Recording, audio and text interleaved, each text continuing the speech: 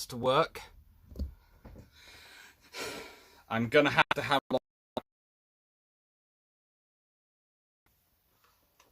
hopefully you can find me. Let's see, hopefully, let's see if this works. Blue shirt Buddha is in the corner. Let's see if this works. Getting voice. I've got some people coming online. Hopefully. Hopefully it all works. He says. Hello. Hello again. Right then. So.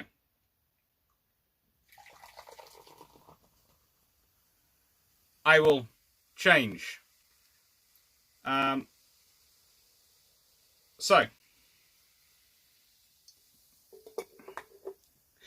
At some point when we are recording the next episode of Bilge Pumps, or recording the first episode of Bilge Pumps again, I am going to have a long talk with Drac about software he's using and which works, because I have tried Streamlabs, which is supposed to be really highly recommended, and it's what works so well on my phone on about a dozen different occasions, and every time on the computer a different thing goes wrong. So I do apologize. I'm sorry. It's so annoying, because if you think the version which should go wrong is the version on the phone, should be the one which is plaguing me and is going wrong, not the version on the computer. The computer is supposed to be the sensible version. God knows what happens there. Anyway. I don't know. Right, so.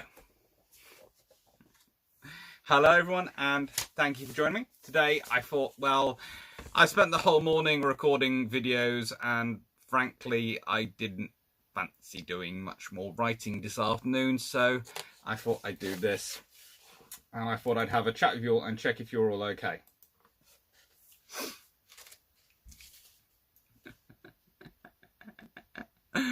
Oh, possibly. So, the book I've been sent to review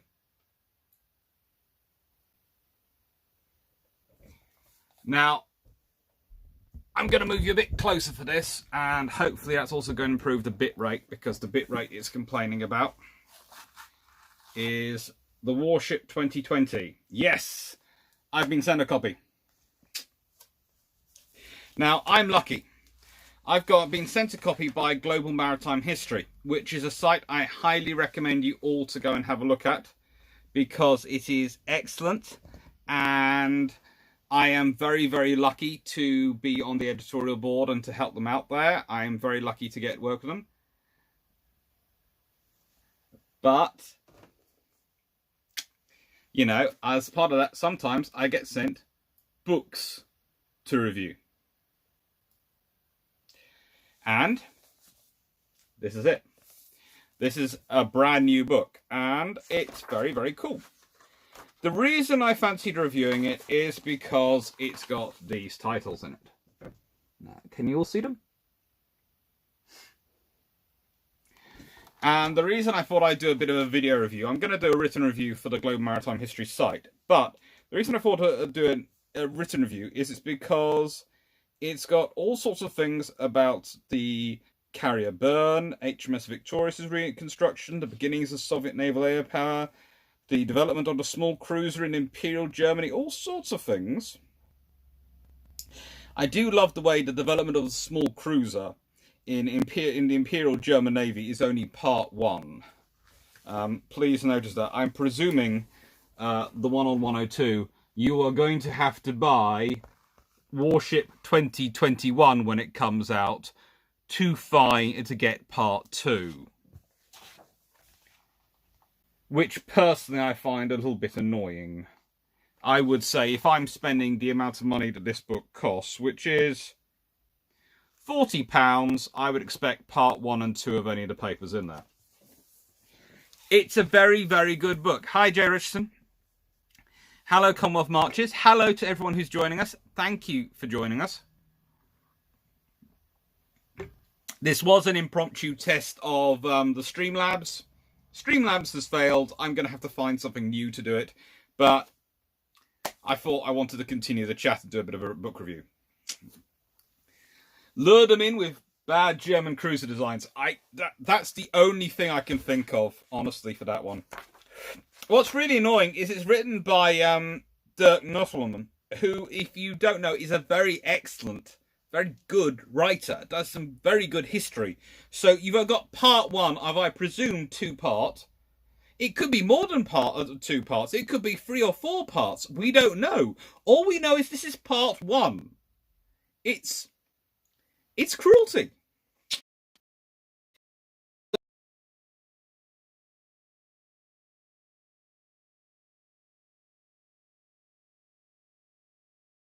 Baron Hideous Rocks, the grounding of HMS Dauntless later on in the year, and July 2028 are in as one of the articles, so I'm going to be using that shamelessly. But it is good.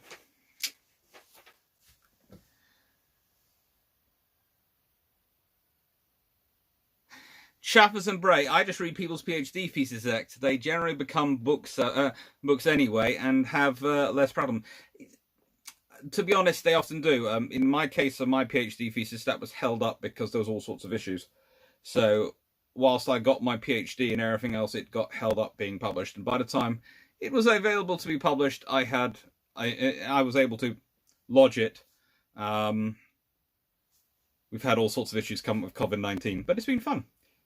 Connections dropping out, connections back. Okay, so what I've done is I've moved as close to this. Let's put it this way. There were issues with my PhD thesis, which I'm not by articles of law really allowed to get into. But I have explained, when I'm not on a public forum, I have explained them. And it's a fun little saga for why it didn't get lodged at the time. But it's going to be lodged very soon. All those issues have been dealt with. It was passed with the only correction they could find in my PhD thesis, which I always found funny, was I hadn't visited an archive, one particular archive in the country. I visited every other archive. I hadn't had the money or the time to go to this other archive, and they went, "Well, you haven't visited the archive, so whilst we like your PhD, you can't be sure until you visited this other archive." And I went, "Fine, I'll visit it." But actually, no, they were really lovely because I had 2 very cool examiners who were wonderful, and I often think that the reason they told me I had to visit that archive was because they thought I deserved the holiday. Jay Richardson, ethical issues or secret squirrel issues? Ethical issues, but not to do with my research or my conduct. It was to do with some of the other process. Let's put it this way, it's stuff I can't get into because it's... yeah. Haha, it's fun times. But this is cool. Okay, this is actually a good book, despite the part 1. That I would buy this entire book quite happily and myself for Conrad Waters' Design Trends in Modern Surface Combatants, which is 1119, which is amazing because this entire section on modern trends in warship surface combatants manages to go through the whole thing, and he's showing modern practices. And can anyone spot the odd one not included and the odd one included?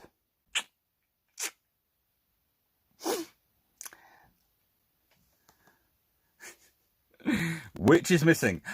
Yes, the Type 45 is not on here. This is apparently Type 23. We're going to show the most original stealth.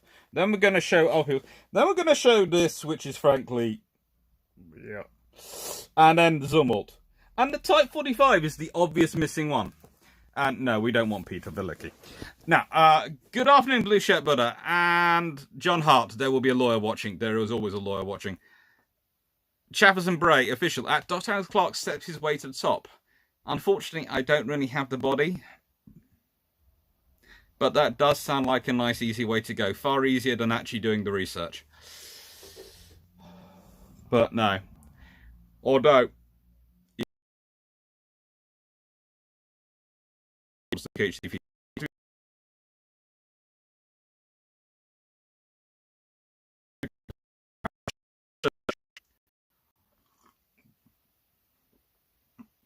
At certain points as part of the supervision. This can cause issues.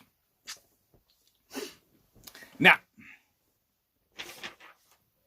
so today I thought I'd do a bit of a lost that entire section audio. Sound connection dropped out then. Can't hear a word. What is going on today? Streamlabs is really playing me up, even on the phone, which is usually the reliable one. Now,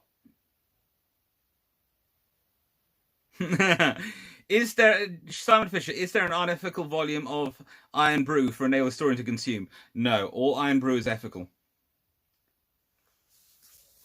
Jeff Beeler, where does part 1 start with German corvettes at Samoa? No, it... in sort of battleship construction, which is pretty cool. It's a good book. It's an interesting book. As I said, Conrad's is a good stuff, but I cannot spot the missing one. Oh. Right then. Simon Shecker, is it just me or that the audio cut off sometime? Well, hopefully it won't. I'm not sure why it is. Carl Harmon, opinion on Pembroke Dock Navy Yards, Sunderland Flying Boat Station. Needs must. It's not exactly that. Yeah, look, in the nicest way, you need Sunderland flying boats at a time. They are the longest range things that might have. They're needed for the travel around the world, and they're needed to get to the places, but they aren't exactly the most easy things to accommodate. KV Colt 45, hello from Michigan. Well, hello to Michigan. These notes, opinion on the closing of Appledore Shipyard. There is a reason I keep arguing that we need more River class. In fact, actually, I would, as long with the Type 31, I would be building more River class, definitely. Warning, the stream's current bitrate is lower than recommended. Again, I've got full everything on the signal rate. Ooh. Well, we'll just hope. But the Appledore Shipyard shouldn't have been closed. They are, Appledore, if we could build more River class, it's, it's fun. But that's what we basically build there. Or we could do building some MCMVs. That would be another thing. We could start building some minesweepers. Banham, isn't more River class a bit redundant? Not really. I treat the River class, I know we treat them as OPVs, but I treat them as sloops. And I think you could quite easily justify having them forward-based everywhere in the world. You're going to have Type 31s forward-based as the presence enhancement ships. Okay. So, although I would slightly upgrade them, I'd probably stick a 40mm on the front and a close-in weapon system on the back, but that's just me being me. Simon Fisher, out of interest, is there a reason why various members of the Sound class have different superstructures, some flat-fronted and others Art Deco curved? Quite simply, it's as they are experimenting with the class and as they're building them out. Plus, you tend to make the ones more flatter when you're making more space in them, so if you want more internal space in the superstructure, that means you're looking at more of a flagship role for that particular ship. Curved one was supposed to be faster. They were actually thinking about air resistance on a cruiser design. Jerrishan, are British ships built economically and sustainably in comparison with foreign vessels in terms of design and purchase? No. It's just that the sheer amount of money that's put into the yards is often unmistaken. Let's put it this way. You either have the option where you're building as many as the Americans, which keep the yards going sustainably, or you are subsidizing commercial construction to keep the yards going in between you and that warship builds, or you pay a huge amount to the warship yards to build warships. The money has to come from somewhere. Des Newts, the government did offer contracts supposedly, but the company shut the yard anyway. it was a very half-hearted contract. You know, in nicest way, they're just offering one or two. You need to offer a program of work, and the MCMV River Class Batch Freeze would have been a program of work. You could have started off with River Class Batch Freeze and then gone into some sort of MCMV based on it.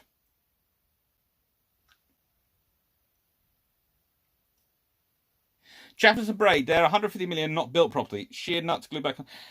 I've been on the batch 2s of the River Class, the big new ones, and they're pretty darn good. Their crews appear very impressed with them and very happy with them. And they can take a lot more than... They've got a lot of space for upgrades, so I think they're very good. My experience of going, I have to admit, the first one, probably not so great. But others have certainly been improved. And let me just deal that. And it's got better.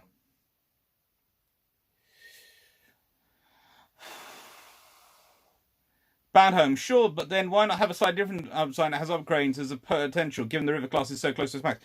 Because once you get into a slightly bigger design, and actually the Batch 2s aren't really in their max. People talk about them in their max, they're not in the max. They are more likely, in a nice way, once you start going bigger, it's not very long before you start getting up to frigate territory. You know, once you start... It's going to sound strange.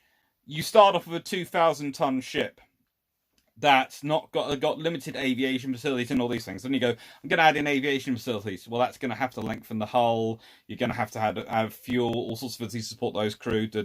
So that increases the weight. Then if you've got that, you're going to probably go, well, I need more radar, I need more guns. Okay, adds more weight. And every time you add something in, it just is a never-ending stream. So if you start off by going, right then, I'm going to use the River Class hull and I'm going to use it as a sloop.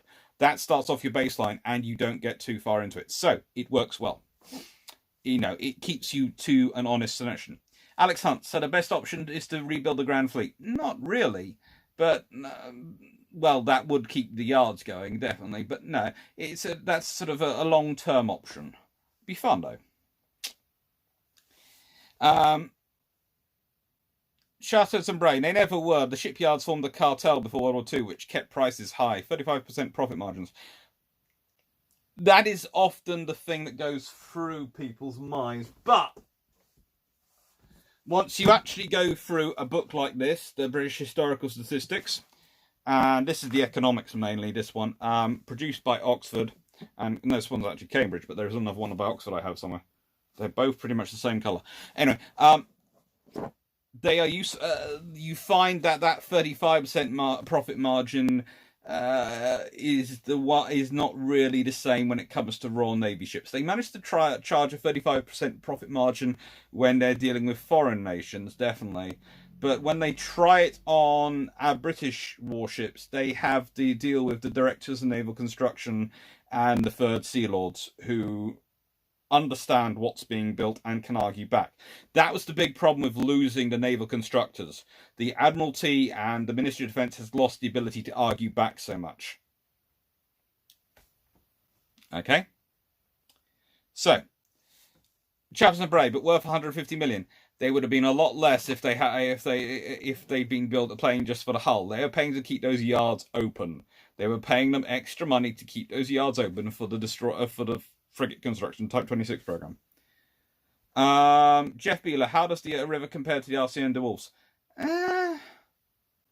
DeWolfs are ice ships from memory, and they are very good at that, but they're far bigger, and they have to be for what they're going to do. But again, they could be up-armed quite easily. Connor said, Ashtapi me as well. At least I woke up and it wasn't snowing this AM.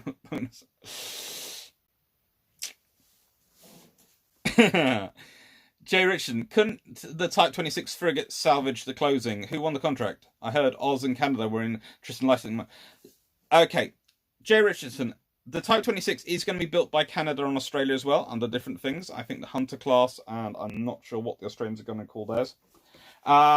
No, it couldn't fit in Appledore. It's far too big. It's far too big. Appledore is not capable of doing the really big things. In fact, the Irish OPVs have been their really big ones. They're slowly working through poets.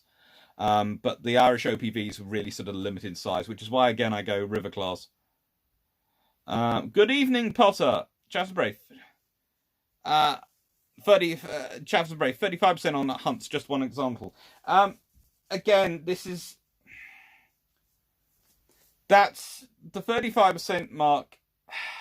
I've gone through quite a lot of those stats, and I see them come up so often, but I don't think, from my own maths, and I must admit I'm a historian, not a mathematician, the 35% mark comes in if you're judging them against pre-war wages, pre-war timings, and all these things.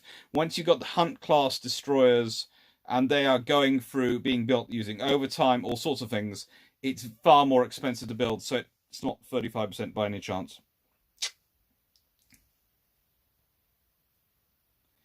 Colinstad 1. At Dr. Clark, did the US give carte blanche to the Royal Navy to use eastern shipyards to repair battle damage?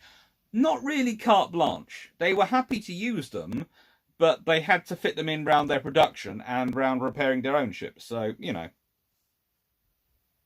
Bandholm. I would argue something like the Holland class would be suited, also because the fewer steeps will be needed, and so should a new need for new warships come.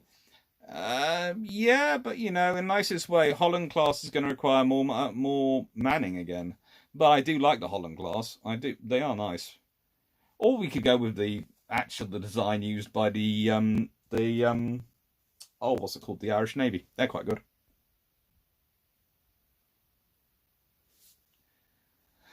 Force A1, the Norwegian Project 6615 OPVs are intended to place over 7,000 tons. Yes.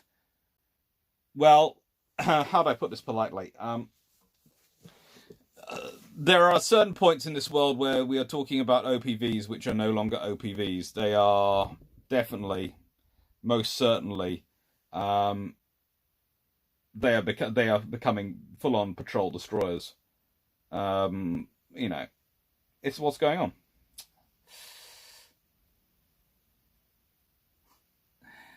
And I just received another message. Yeah, Martin there. River class OPVs would be perfect for the Persian Gulf and possibly even anti-narcotics in the Caribbean. That's exactly what they are for. You know, they are definitely for that. So, Jeff Beeler, what is the significance of the books on the shelves behind you? Right then, so these are my ready access shelves. So I have many shelves around me, as you can see, and all sorts of cuddly toys, courtesy of, you know, various people over the years. Mainly my mum, my girlfriend, actually, but leave that on one side. And these bookshelves are the ones easiest for me to get into. So when I'm writing, which is usually sitting about here, these are the shelves I can grab. Then there's those shelves.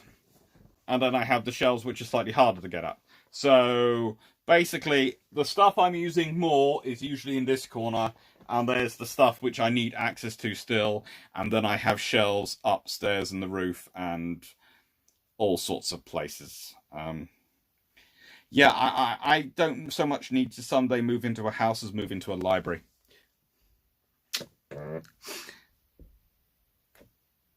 Potter, does anyone know where I can find info on the resources needed to build the Bismarck?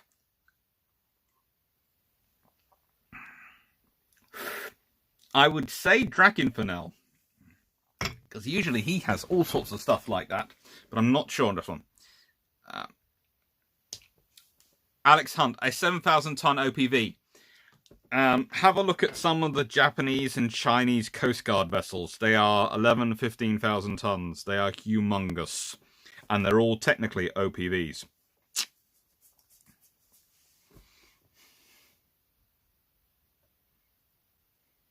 Carl Harden, would it be worth making more Sandown-class mine countermission vessels as sloops to forward deploy?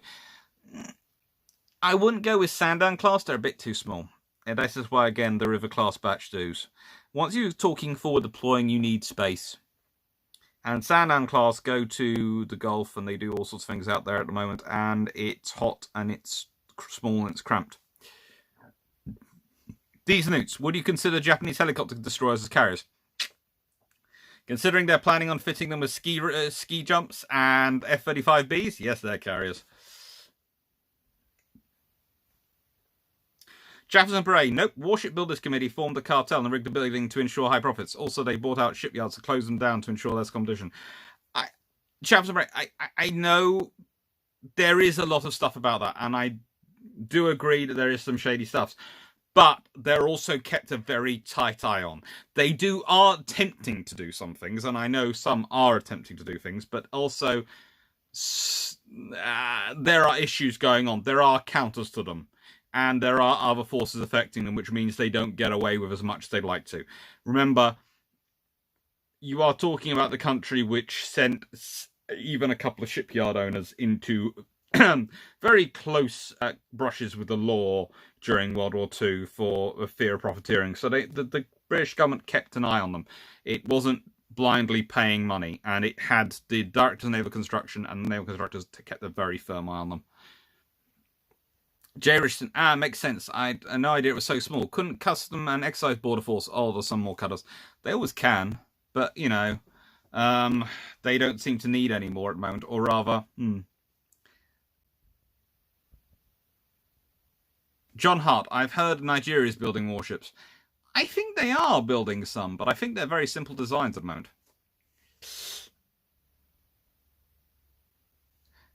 These newts, I would also point out HMS Unicorn, which of course wasn't an aircraft carrier.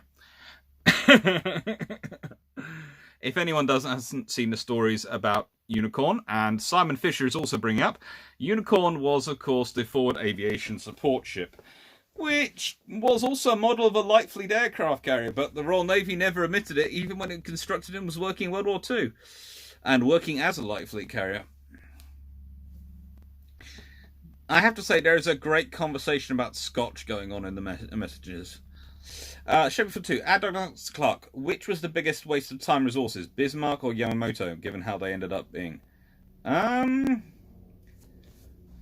Okay, Bismarck is one of those things which I can understand constructing. I can really understand Bismarck. It makes sense because, you know, you're Germany and you want to build the pride of your navy. Yamamoto, I can understand the Japanese building it. In both cases, I wonder if Germany would be better served by some more things closer to what the Russians would build as the Sveldov class, large heavy cruisers, to do surface raiding, which is what the Sveldov class were built for. If anyone wants to look up, there's a whole paper about it on Global Maritime History. And Yamamoto, well, in the nicest way, I can understand the Japanese building because they're trying to go for a qualitative superiority in every single area. But at that point, I would have said, in the nicest way, you need carriers. But they build it. They've got it. Might as well use it. But honestly, if I have to pick which was the bigger waste of resources, I'd say for Japan, it's the Yamamoto.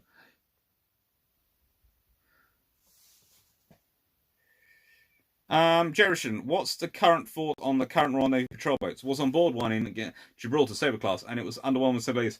Sabre class are inshore patrol boats. They are the same as the P120, the little P100s thing with the jigs we have. Oh, I'm probably getting the numbers wrong. The little ones that go around for the university boats.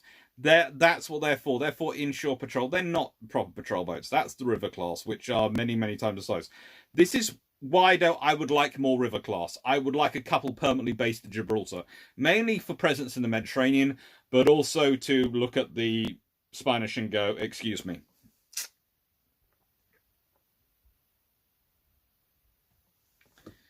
At Colinstad, at Dr. Harris Clark, what exactly is the difference between a frigate and destroyer in the modern Navy, other than displacement and complement?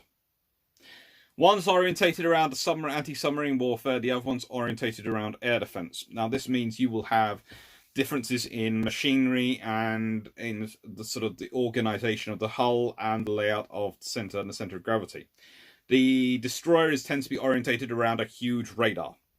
And everything is done to service that radar and the air defense missiles, which of course go with it. The frigate is orientated around a towed array sonar and other sensors, and supporting the helicopter and mainly for anti-submarine operations. So, Sheppy42, happy birthday. Lionheart X-Ray, thoughts on the US Navy going with the Frem frigate? We get into this when we're discussing the podcast that me and Drac and Armored Carriers Jamie are recording, and bilge pumps. Now, my thoughts are very much that the US Navy are buying 10 FREM off the peg, and then they're going to buy a load of Type 26 later. I just don't see them sticking with FREM beyond the first batch, but they might do. They might do. Simon Fisher, what was the more interesting description? Unicorn, not a carrier, or Courageous, not a battlecruiser? Oh, Courageous. But Courageous wasn't a battlecruiser. Courageous was a large light cruiser. Courageous, Glorious, and Furious were all these. Basically, the idea was you could build a light cruiser and you could stick an 18-inch gun on it. Which is very Germanic for the Royal Navy, but it was Fisher.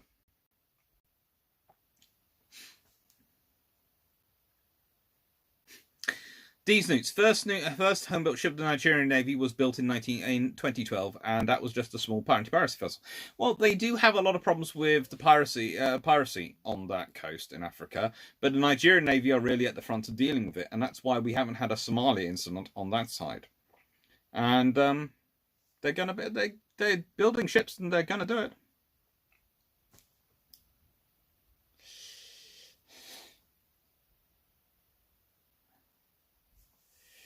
Bandhome, just for fun, if you were to make a balanced fleet for a small nation and that you had resources to make a decent workable fleet but limited to only a few classes of ships, how would it look? How small a nation? If we're talking Britain, I would probably be looking at about 2 Queen Elizabeth class carriers, 2 ski ramp assisted LHDs, as my core ships, have some LSLs like the Bay class, and then a good general purpose destroyer design, and some anti-submarine warfare frigates, auxiliaries, and patrol boats, and that's for a UK size one. If I'm building it for a smaller nation than the UK, then I adjust things appropriately. But, you see, the reason I go with the... Look, I actually quite like the idea of the F-35B, and I like the helicopters, and I like them as a scenario, because my thinking is, if you're a small nation like Britain, you have 2 strike-orientated aviation platforms, i.e. the Queen Elizabeth class. If you can then get 3 ski ramp-equipped LHDs, you then have 5 assets which can launch aircraft, and you can use the same aircraft on all 5 assets. You can just tailor the air group to the scenario. So you always have usually at least 2 flat tops available for any operation. And that means you can do what's necessary. Strub, Doctor, what year do you think that aircraft were a proper threat to surface forces?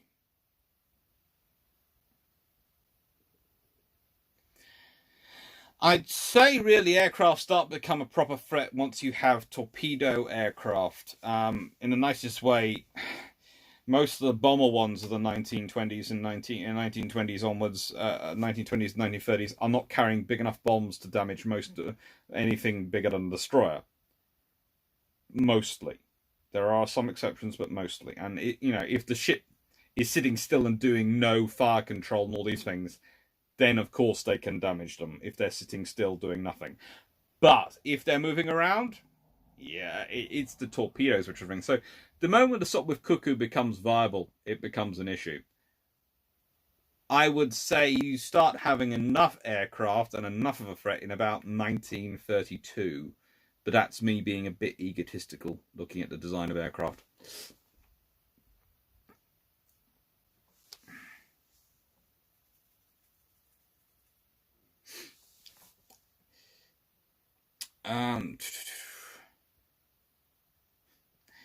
Salmin Shikar, I've heard that Admiral Yamamoto claimed that Yamamoto class should be melted down into more aircraft. I doubt he did say that, because honestly it would have been politically terrible. The CIA, any thoughts on the performance of Force Z in Singapore? Usually when the CIA asks me questions, I'd ask for more money. That's a joke. Yeah. But, let's see. They shouldn't have been there. you know, in the nicest way. It's an act of folly to send 2 battleships out there. If you can't send a proper fleet, don't send a fleet. Send cruisers. And tell them to go surface raiding, which had been the British plan for deterrence in through the 1920s and 30s and had worked. Very rarely did battleships go out to the Far East. But, saying that, they do. And they send them out, and they do the best job they can. And honestly, if you've got battleships in a scenario where you've only got battleships, you have to use them. You might think it's silly to use them, but you have to use them. That's what you have there, so you go with what you've got.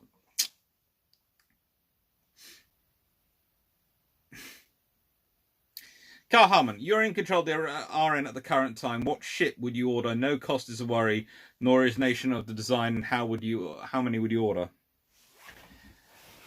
Ooh, if I could order what I'd like, entirely what I'd like, I'd order the batch-free general-purpose Type 45 design my dad had.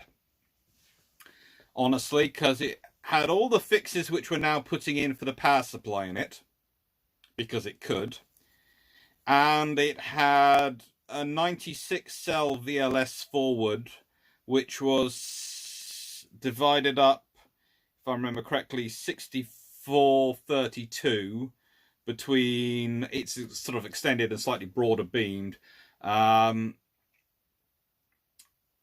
system, and it sort of had a 64 silver, 32 Mark 41 VLS strike length, and it was good. It's a good design, but no, it didn't get built. But that's what I would have built for the Royal Navy, and it could take a towed array and all sorts of things. Connor said, I heard yesterday that Zumwalt class the place is almost 17,000 tons. How is that not a cruiser size-wise? Because some people are idiots, is the honest answer. In answer, I forgot to question on the previous one, how many would I order? I would probably be looking at the Royal Navy needing about 18 of them and 18 Type 26s. So I could have 9 groups of 4 vessels, each of 2 destroyers and 2 frigates. So 9 surface action groups, which I could use to basically ring round my 5 capital ships, which, as I said earlier, you consider a cruiser. It's entirely silly that it's not, but it isn't.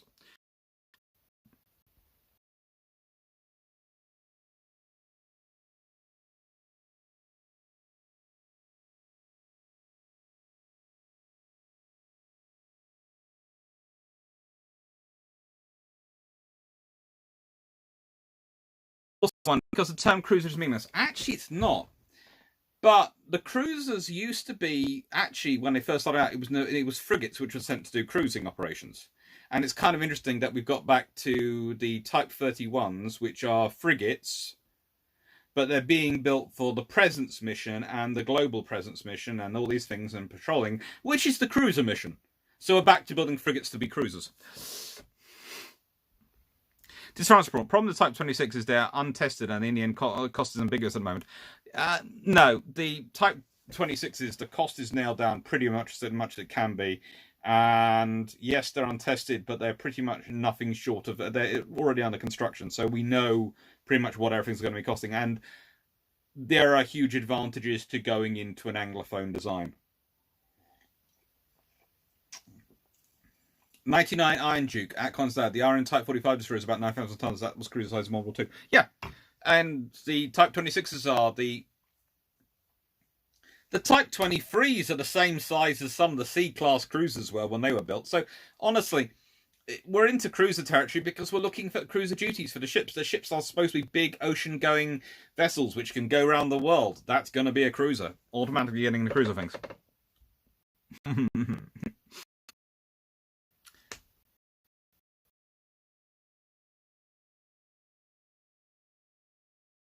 Ballistic missile defense for the CGX. CGX is one of those interesting projects which I think is finally only going to work when they admit that they need a nuclear reactor in it. Why, Jeff Beeler, why were repulsor renowned 4s never replaced in 20s? Money. Money and time. Jerison, do you think that the Iron Frigates destroyers could have a rocket-assisted launched torpedo like Asrock? Or, of course, Subrock? It could be useful, but they haven't ever gone down that route. They probably have a legitimate reason. It's what space do we have in the VSLs, you know, vertical VLSs, and what are we going to put in them? Because, you know, it's buying them, it's having a new system, it's integrating it, it's using it. And in the end, we have bigger helicopters which carry more torpedoes as a rule for our sub-hunting, you know, the Merlins. So we operate a slightly different form of anti-submarine warfare than some of the allies who use those VLSs. Trent Talanko, Dr. Clark, do you know of anyone who has done an apples-to-apples comparison of interwar World War II Navy Sea float plane doctrine operations? Not really.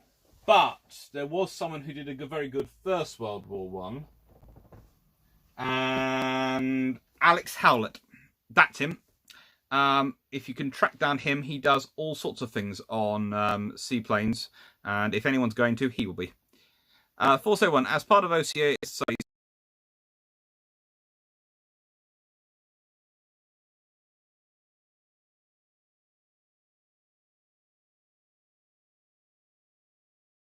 being viewed as capital ships in their own right once they get a rear admiral aircraft carriers in the Royal Navy. You know, that's 1930-ish. I'd say that's roughly the same for most people, most navies. They start being viewed as a form of capital ship, or at least a considered version of it. Remember, a capital ship is any ship which is your principal asset for demonstrating and expressing national power. It can be any ship which is considered the capital ships. For some navies, their cruisers were their capital ships because it was their expression of power. So the capital ship is a very interesting designation. I usually prefer to use battleships and battle cruisers and aircraft carriers because they're not differentiated more, because all three are capital ships in the 1930s. And as I said, for some navies, cruisers are. Let's be honest, for the Germans, the Panzerschiff, the lovely and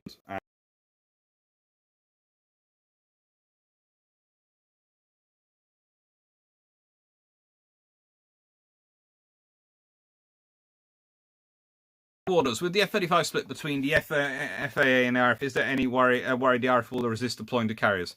No. Really not. There is a worry, of course, they're making sure they get the time to do the training, but I doubt they will do it. Jeff Peeler, how important were RNAS staff to the RAF in the 20s?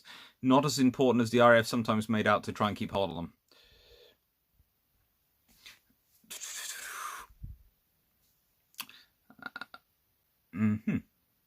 The Scorpion Scrope, is this a prelude to the Bilge Pump podcast? The Bilge Pump podcast is in process of being...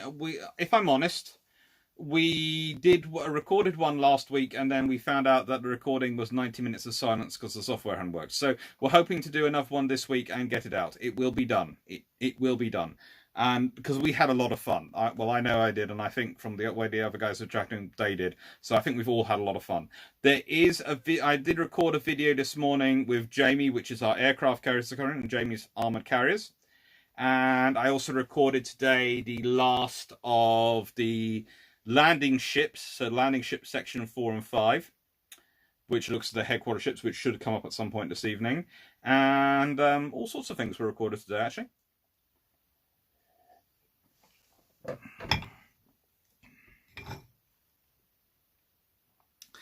Simon Tracker, speaking of renowned class battlecruisers, they were built with direct drive turbines. Were geared turbines ever replaced the original in their reconstruction? Honestly, off the top of my head, I don't remember. I don't think so, but I'm not sure.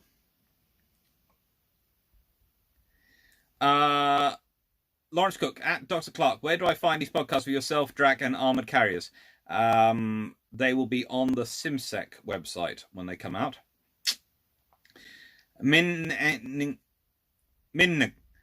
could the Taco class CA, sorry for mangling your name, could the Taco class CA be a good counter to Town class commerce raiding, and how would the Royal Navy deal with them? They'd have avoided them if they could. But when you're on a surface freighter, and the Royal Navy understands this as much as anyone, hoping the sound's back, the attacker class could be a good counter to the town class, commerce raiding, and how would the Royal Navy deal with them? As I said, the Royal Navy would be avoiding them, because when you're a surface freighter, you want to avoid things. You want to avoid damage.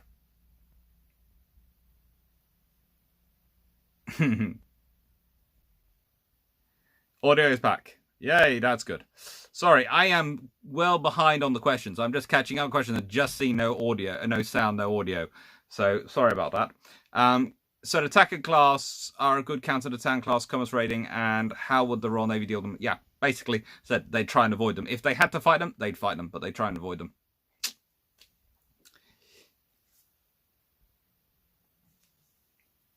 Night Heron Production. Hi there. Could the RN have realistically just said build more town class over the Crown Colonies, at least upon the start of the war? The Crown Colonies are basically town class. Let's be honest. The Crown Colonies are stripped down versions of the Crown class to build rapidly in war. So that's basically what they were doing.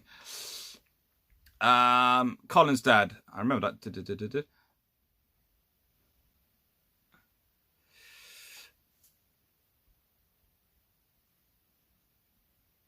Hi, Raf4. Ben Grogan, at Dr. Alex Clark, are sub-drop torpedoes still wire-guided, or are they self-homing on release? I assume ASRock, Subrock need to be making it a risk to friendly subs in support. Not really wire-guided. They're usually it's usually sort of wire-guiding is something we've tried to work away from because it can cause more issues. So, as I understand it, they're definitely not. But I'm open to corrections because I think there are still some wire-guided torpedoes in service, but I think they're getting fewer and fewer between.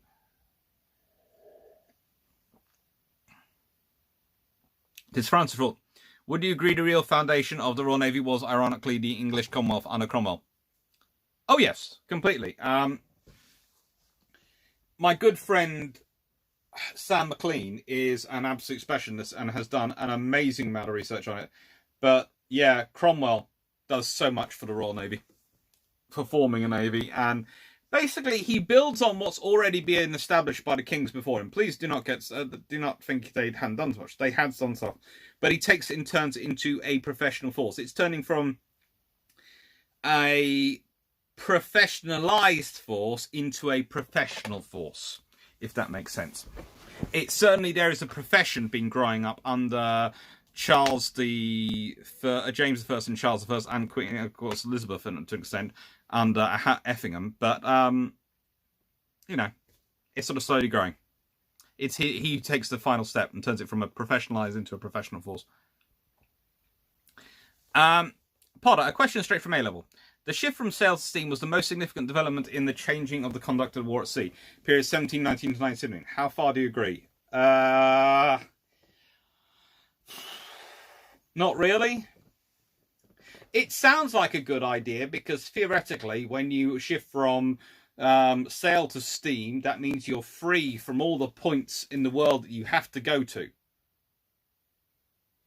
But you are still there. You are still there. You're still, you're still limited by these things. And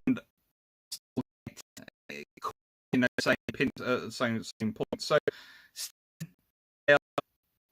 their issues.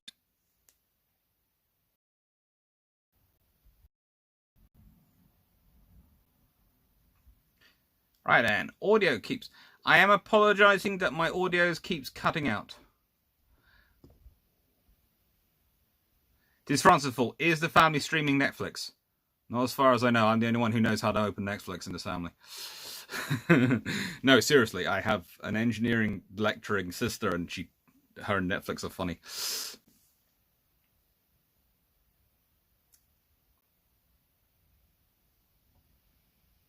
Richard Hughes, what do you think of what is going on in South China Sea at? It's high stakes poker with the world as its oyster.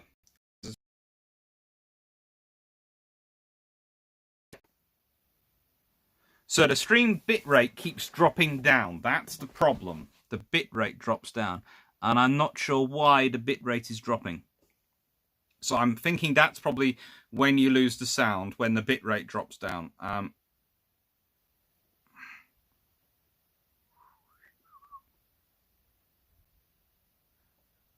Right then. So, but the South China Sea is a powder keg. It always has been. And it's going to be something we're going to have to keep an eye on. Jeff Beeler, how was the FAA first organising the squadrons? Who was responsible? Was there an overall air commander on the on an RN carrier? If so, when? Right. So, yes, there's always an overall air commander, a senior air officer on a carrier. It's first organised into flights between the interwar years, and then in about 1936, 37, they really start organising into proper squadrons. And then they're organised, of course, the Fleet Air Arm's taken out. It all starts around about the time of the Inskip Award.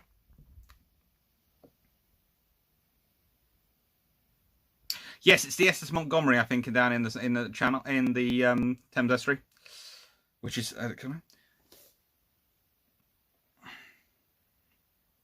Bandholm, what are your thoughts on the idea of the littoral strike ship? Would they be a base with a few River class and a few Teep 31? They could be. They could be. The littoral strike ship is an interesting concept. If it can be pulled off, it would work very well, but it's going to be an issue. Connor said, at Dr. Clark, why doesn't EOD just clear that out? Isn't that a navigation hazard? It is a navigation hazard, but actually it's so dangerous to move it that if you just ignore it, it'll probably rust away and stop being a threat. Whereas if you go and try and move it out the rest that's down there, you could cause a tidal wave which would take over London. And basically, the British government doesn't want to do it itself, because if it happens because of nature, it's an act of God and they don't have to pay for it. If it happens because they've tried to fix it themselves, then...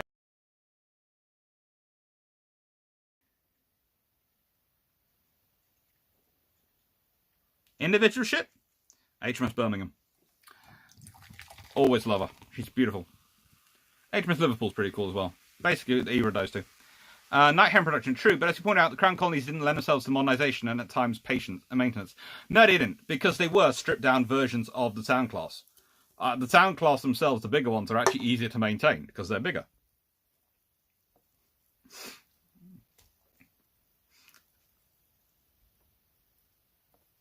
Ooh, let's see.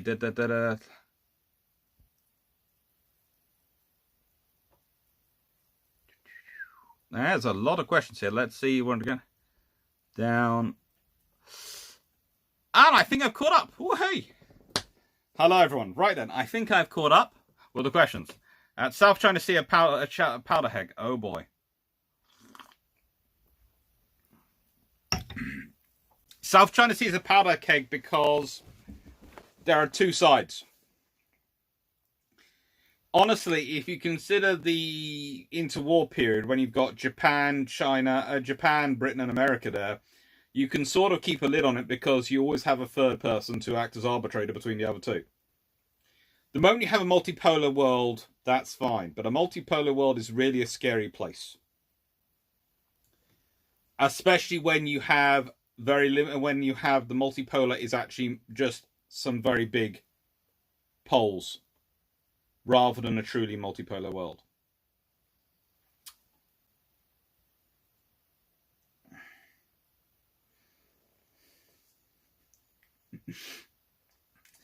That's good discussions on Scotch going on. Right then, so, A, is the audio now working properly? Although I've got a note saying poor connection, and I still don't know why. And B, any more questions?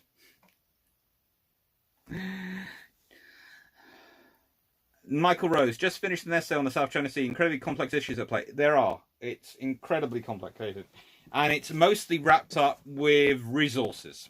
And that's not oil and gas. It's the exclusive economic zone and the very, very rich bands of precious earth, rare earth minerals, which are stretching across the South China Sea. Because if you look at where the mines are on land, they match up with those spaces around the Earth. If you do circles around latitudes of the Earth, you find these spaces, and that's what they match up with. So there you go. You still pop occasionally. Well, I hope it can start working out in a bit. I think it could be the wind outside. I'm not sure why, but I'm going to have to, as I said, have a talk with Drac and see if I can't find out from him what software I should be using on the laptop so it works.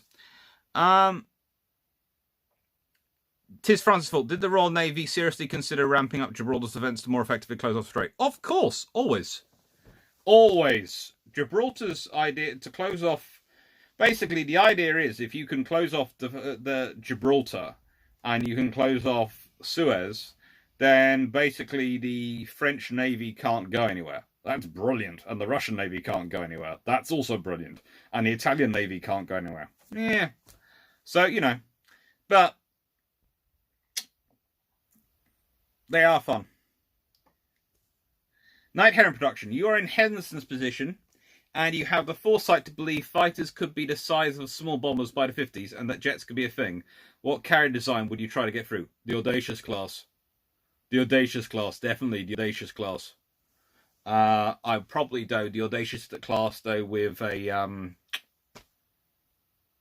angled flight deck. Multiple catapults, but Audacious class.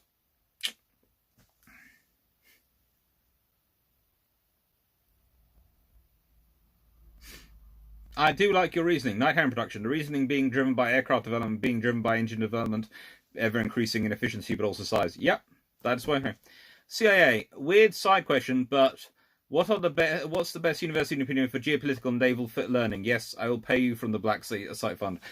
Well, I will be very, very partisan here, but my alma mater, King's College London, the War Studies Department, it's #1 in the world for a reason. It is absolutely obsessed with that stuff, and its department is bigger than I read this interesting stat that King's College London's War Studies Department has the same number of staff, researchers, academics on staff as the next 3 departments in that are studying this combined.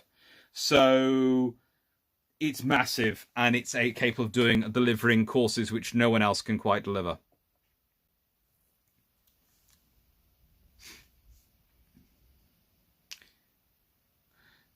Eric Aken, have you ever heard about a Cold War incident where a Norwegian corvette got open fire and shot through the bow of a Russian cruiser? The Norwegians and the Russians used to regularly go up at it in the high north, so I wouldn't be surprised if they opened fire at each other. The Norwegians are very, very protective of their territory, especially after what happened in the Second World War. So, and the Russians learnt it to their fault on a few occasions. Jay Richardson, at 1990, 2 friends of mine, one in 2 Power, another formerly in Queen's Royal Light Infantry, I'm presuming, have left the army to join Navy because the Army 2020 destroyed the pension and career advancement of certain ranks and trades. Yep. All these things happen. Keep having changes. It's fun times.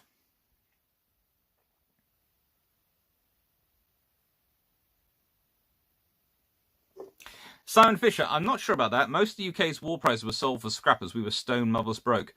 Not really. Mostly they were sold for scrap because they were useless for anything else. You looked at them, you analysed them, and then you scrapped them because they really weren't useful. Jeff Beale, is Britain making plans to buy Osprey tankers? It floats around as an idea. I don't think they will. I think they might get a VTOL sort of rotary aircraft at some point, but I don't think it'll be the Osprey. And I think anything. So I don't think Britain wants another logistics strain. I don't think they want another pilot learning system. They don't want all that complications. They're far more likely. There is a reason. When everyone else was buying multiple types of lift helicopters, the British just kept doubling down on the Chinooks. Because for the Britain, it's far bigger to have a larger fleet of one design than it is to have lots of little fleets.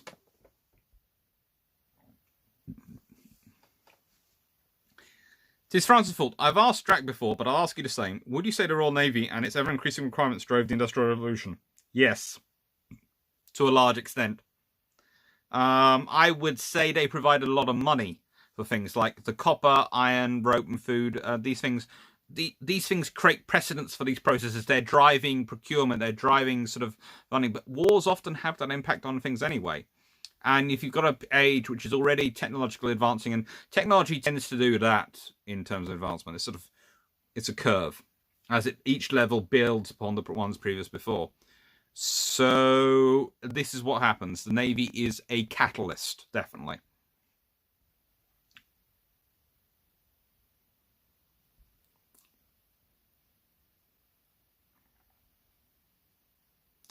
I think you probably might not have heard Jeff. We the answer to Jeff Beeler's question: is Britain making plans to buy the Osprey tankers?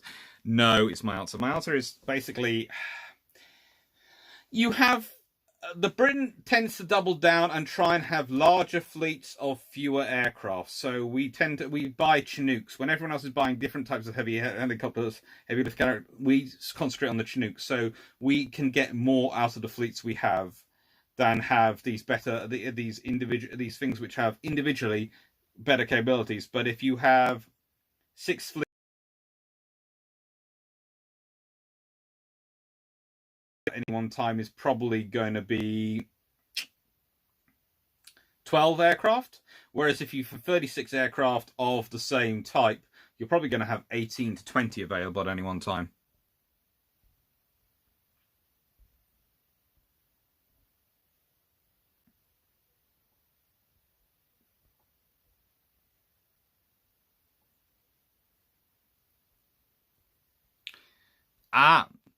J. Richardson. Sorry, I read that as an I and it was an L. That's Queen's Royal Answers. One's a lieutenant in weaponry, I think, on destroyers, and the other is an engine room junior officer. Both loving around actually has morale. The RN is pretty good at maintaining morale. That is one thing about it. They have a lot of banter. Deliga 30. Why amphibious capability is such a bad place every time there is a review these days? Few capabilities have been used as frequency. Because saying you can do amphibious warfare without the cost and difficulty of amphibious warfare is always the dream. It doesn't actually work. You do actually need it, but every single time you have a fight in your hands.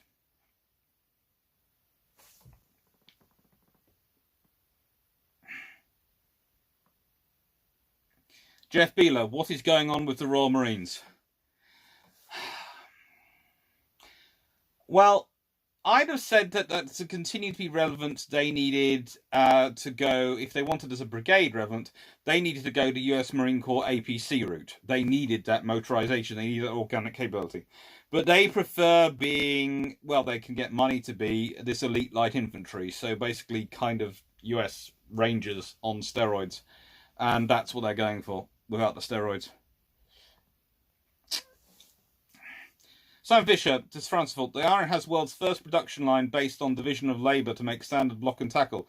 The work was done by Mark Brunel, Ismar's Brunel father. Yes, it was, and it's pretty cool. You can actually go see some of the production facilities, and you can go and look at... You can go see the original buildings in Portsmouth. Some of them are used for the museum, but you can also go see an actual rope manufacturing facility and a block tackle manufacturing facility, I think, still at Chatham Dockyard, and it's cool to look at. Bandhome, would it be fair to say that the focus of the future Navy will be drones with bigger ships and working as motherships? Okay, I think you have to start thinking about what are the drones going to be. I think honestly, if I was building a modern equivalent of a Flower-class corvette to be my cheap and cheerful anti-submarine warfare escort, it would probably be an unmanned river class adapted to have torpedoes, launch ASW, launch little rotary UAVs and all these things, and require minimum maintenance, and have that as my task group ship wandering around, and have a Type 26 directing them all, and have the maintainers sitting on Type 26. That is probably what I'd be going for. But honestly, the Type, it's what are you going to be building these ships for? And also, one of the interesting questions when they're looking at automated cars is that will the human drivers take advantage of automated cars and basically bully them? Well, the odds are they will do, but in that case, will nations start bullying unmanned ships? That could be a real problem for president's missions, which is why I think it's not entirely drones. It's why I would like a River class out with a type, if there's going to be a Type 23 or a Type 21 on its own in the Gulf, I would like a River class or equivalent out there to back them up. Because I think the temptation will be but we've given us some unmanned surface ships to support them. Yes, but if the unmanned surface ship is being bumped into or things, can you justify, if there's no lives at risk and they're not firing weapons, it using lethal force to protect itself? It's going to be a complicated issue. Peter Eckersley, when did Canada start building its own ships? Definitely World War I think. They started building some of their own ships. Quite a lot of them still came from video of training of a training NCO who swore a woman on exercise. She promptly burst in tears. I'm sure she'd be fine on fire. Actually, I will stomp on that one a bit now. I know many women who are in the armed forces, and they are excellent. There are lots of stories, lots of weird videos which go around, and I'm sure there are outliers, but the vast majority of an amazing caliber and very, very hardworking. They're very good, and they're very cool under pressure and under fire. They're good people. I've been lucky enough to be their lecturer on occasion. They're very, very good, and worked closely with several of them. These notes. When do you think that was last year the Royal Navy could have realistically Copenhagenized the US Navy? If it hadn't been for World War II, they could probably done it right into the 1940s. US Navy never built up to tonnage until they had to.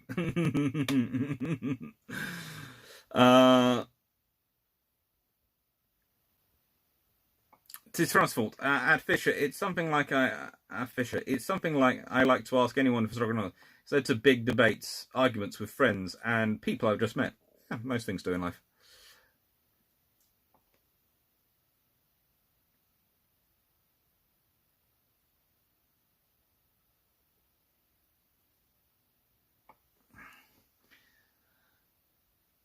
Night Heron production. Going back to the last live stream, Allies keep North Norway and eventually all Norway. How badly is German industry and war effort affected by not having iron ore on the winter months and Baltic ice? Tremendously. Basically, if you can't have the ore coming out of Sweden, and the ore coming out of Sweden is going to Britain, there is a tremendous difference in how the war starts to go. And also, if you look at the issue for the Royal Navy in terms of closing off the North Atlantic, well, you now have aircraft bases on both sides of the North Sea. Aircraft can keep doing a loop, can fly backwards and over and refuel and all sorts of things. There's all sorts of issues. You could even maybe stick a barrier of minefield across the North Sea if you really wanted. If you're really so inclined, and really bottle the Germans in. It makes a huge difference on the Arctic convoys. It makes a huge difference on the entire war. Basically, Norway is one of those things which if you'd won, then the war becomes very, very different very quickly.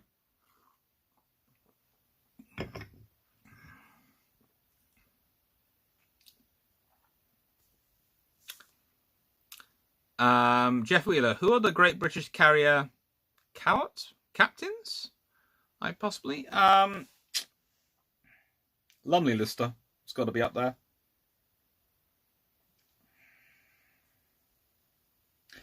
There's a few others, but no, Lister's the best one.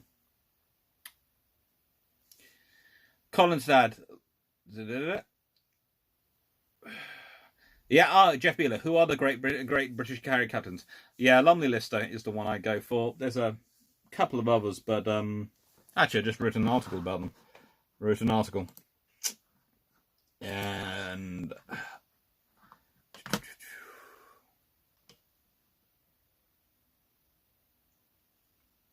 let's see. Did I have the names listed down here of some good ones?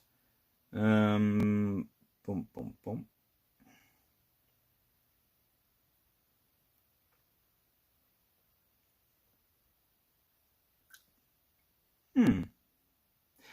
Clement Moody. Clement Moody's also pretty good. And Casper John.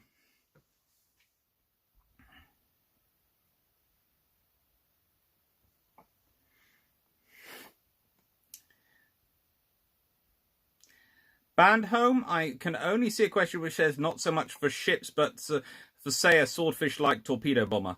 So I'm not quite sure what the first part of the question is.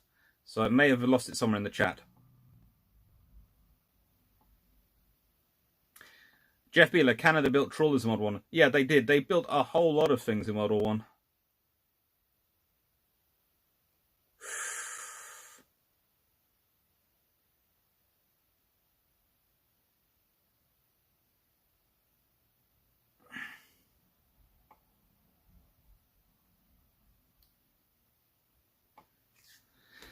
These nukes, that's a terrifying idea. The Royal Navy stealing the US Navy and having the world's two biggest navies in the 1940s. Never put the Royal Navy, but never put it beyond the Royal Navy. They do like to do things. They like to take things out quite quickly. Colin's dad, at Dr. Alex Clark, how much were the Des Moines class used in Korea and Vietnam? Des Moines class. It seems to me auto-loading 18-inch guns would be perfect for gunfire support.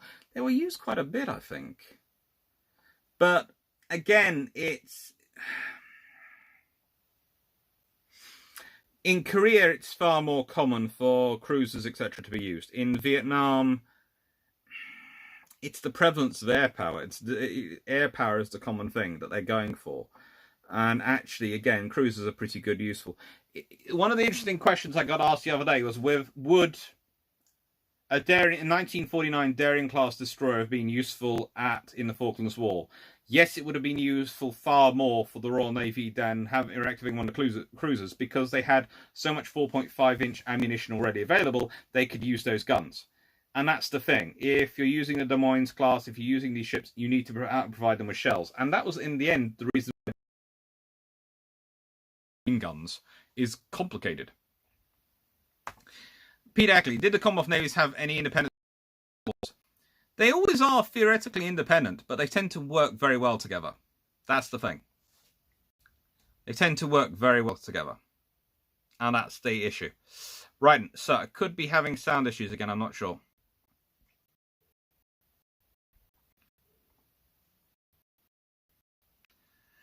Trent Telenko. What is the impression of planned amphibious capability? Their AAV class armored vehicles, LSD ships, and Russian hovercraft look impressive for taking South China Sea islands. They do have some impressive piece of kit. But if you consider the LHD, which had a fire on it the other day, and then they covered it up with grey paint, I'm starting to wonder about quality control and the speed with which they're building these ships. So I think they look good, but I'm wondering about them. And you know, they have a lot of capabilities, so they definitely can use them, but, yeah. Jeff Beeler, where is your article on carrier captains published?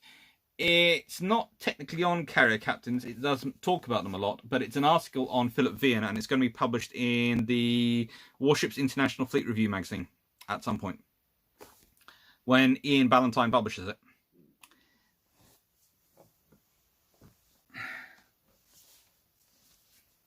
About home, it was in reaction to the drone questions. I personally don't think major units like a River class are suitable as a drone, but perhaps I think will be the idea that drones are going to stay small vessels is not likely. You know, you look at the ones the Americans are testing them out, but they're getting it. The CIA at Dr. Clark, why you ignore me? I don't think I have ignored you, but if I have, just repeat the question. I've probably missed it. There's a lot of them going through. The joy is, of course, the reason I want the computer to work is then I can see a full page of questions, and I can keep up with my reason. At the moment, I have them flashing up and down in front of my face, so it's fun times. But I do think the drones are going to get bigger, and the drones are going to carry their own drones, sort of thing.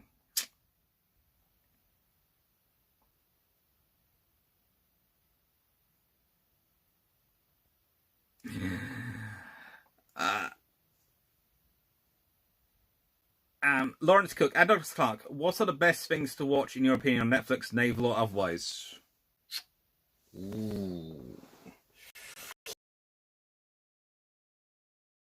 I call them cousins, but they're a family which we are so close. Our families have been friends with for very ages, so I call them cousins, but they're not cousins by blood, but they're cousins in a sort of way. Anyway, occasionally I babysit and look after them so that the adults can go out, and they're pretty cool kids. And so I got Netflix to watch Dragons Riders Race to the Edge because they loved them, and I put that on. So Dragon Riders is what I watched, really. But I have to say, I do watch a lot of car shows on Netflix as a good way to relax, because I like engineering.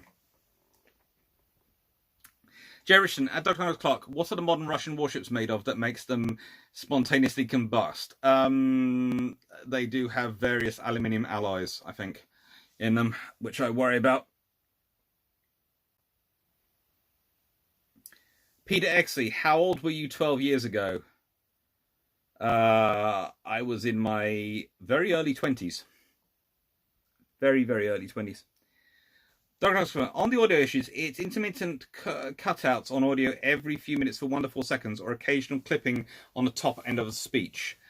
Well, that is annoying. I'm not sure why it is doing it. It flashes up and says it's okay. Camperos, Dr. Clark, did you watch the new Midway movie, and what is your opinion on it? Oh, God. Yes, I watched it. I've actually got it on Amazon Prime. And I have to say, I prefer the older Midway movie. I think they did a lot of good moody acting. And they managed to pick out some parts of the story, but they also managed to muck up some parts of the story, and they very much Hollywooded it. Whereas the first Midway movie, the original Midway movie, was so, so good in comparison.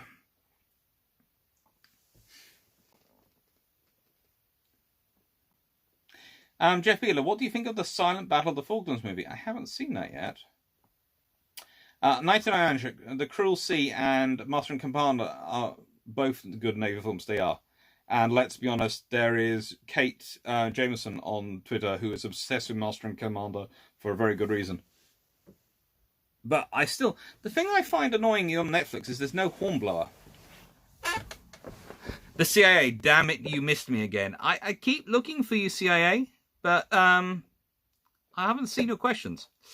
I see your damn it, you missed me. Colin's dad, Woody Harrelson is a decent Nimitz. Yes, but it's very hard to play a bad Nimitz because he is very much a very simple character in many, many ways. Don't start on the Krampus. Don't start on the dive bomb sequences. Dive bomb sequences are very, very, very bad.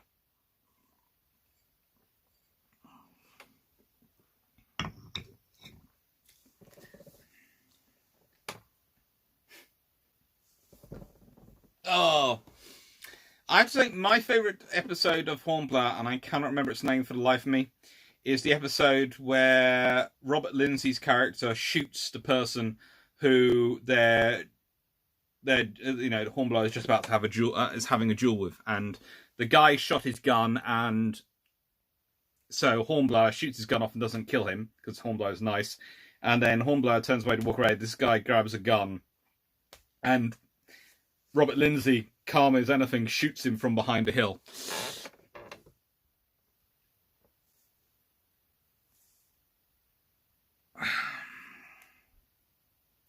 CIA, the kind who just keeps looking at Midway and laughs at the iron being scared of the turpits and scatter. Yeah, if you are a convoy without any heavy equipment with you and you find turpits heading your way, basically they're worried about After having a carrier ambushed by battleships earlier in the war, they were worried about a convoy being ambushed by a battleship with no support.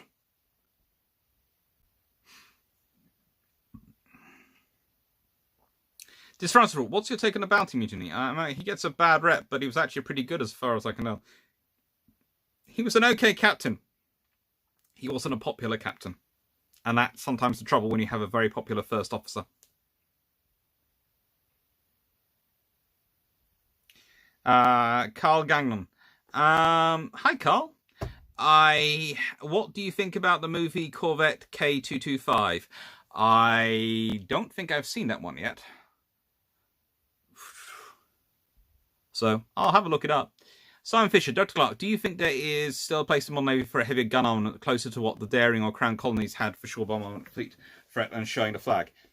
Yes, actually I do. I'm very glad that the Type 31s have returned to having a super firing weapon system and the 40mm on top, above a main gun. I am very interested, and I reckon I liked the Zumwalts have 2 guns, and I have a feeling, especially as railguns sort of start to return, we're going to have more of these things. But mainly that's because of 2 reasons.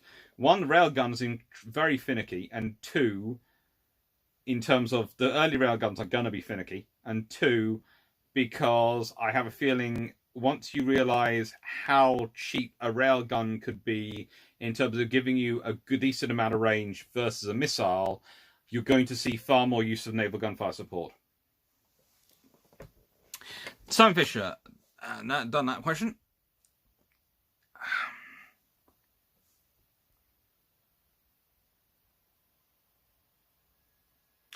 John Hargreaves, I think even being involved at the RN for over 40 years, I think Spruance was the best fighting admiral of World War II. What do you think? Spruance or Vian? They're the 2 options. Those are the 2 most aggressive, most hardline, fight the enemy at any chance you get admirals.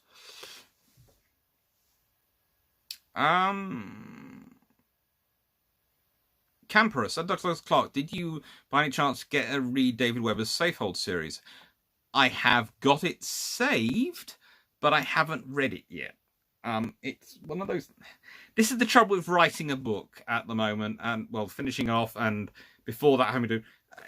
It's just sort of doing all the research. I've got a list of other people's stuff I want to get round to reading, which is like that high. And I have an overstuffed Kindle beyond belief.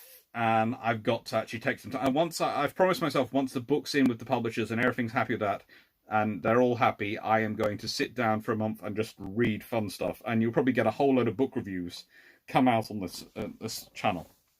Me talking about books. Simon Shaker, why does British capital ships sterns rounded when their cruisers and destroyers, torpedo boats, destroyers have sharper fine sterns? Would it make a difference with the seakeeping if built with sharp sterns? It's about speed, and it's about efficiency. It's about speed, it's about what you want the ship to do, and it's about stability. So basically you change the stern shape depending on what you want from the ship you've got. Okay? So if you want a very big, very stable ship, it ends up with a rounded stern. Because it's got to carry a load of armour. If you want a faster ship, though, that's highly manoeuvrable, you might want a flatter stern.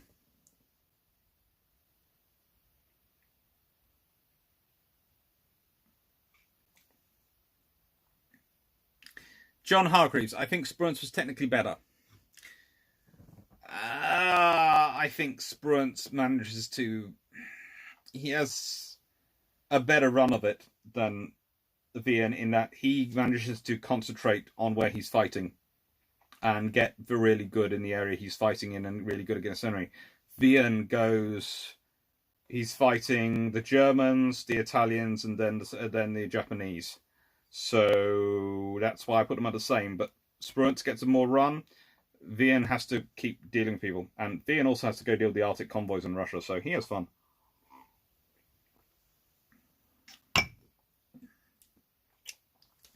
Night Heron Production. Not sure how much you know about the Project Arizona Global Explorer raising the Soviet missile sub. There's not much info about subs, the MIs, because even the book by Norman Palmer, any idea where to look for info?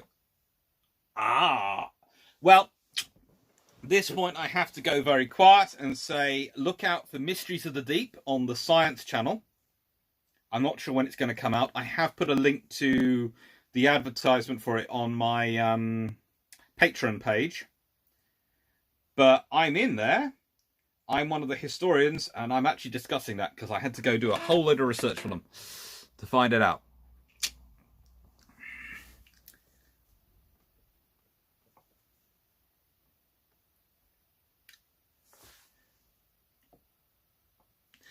Banhome, lasers will most likely be to see it closely for the future. If they can solve the blooming and keep the lens clean, yes.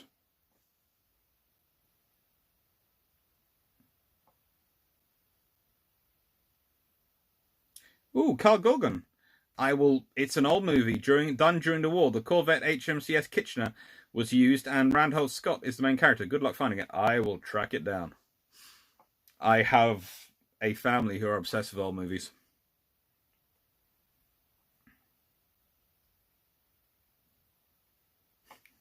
Raphael 1981, Betaway just recently found you via Drac. Thank you very much to Drac. Drac is very kind and has been very, very helpful in helping get us. But I'm hoping to repay him by introducing him to the joys of podcasting. I think he started. I think he had some fun.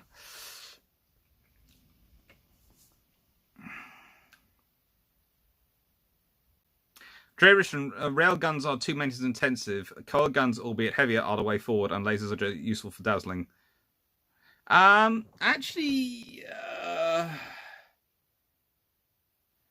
I would say that railguns are not much more maintenance intensive than coil guns, and they have a lot of advantage versus coil guns when it comes to accuracy. And once you're looking at the speeds you're talking about, the coil guns you can put into service far quicker, and that's definitely what the Chinese are banking on. But I think the railgun's the better one longer term.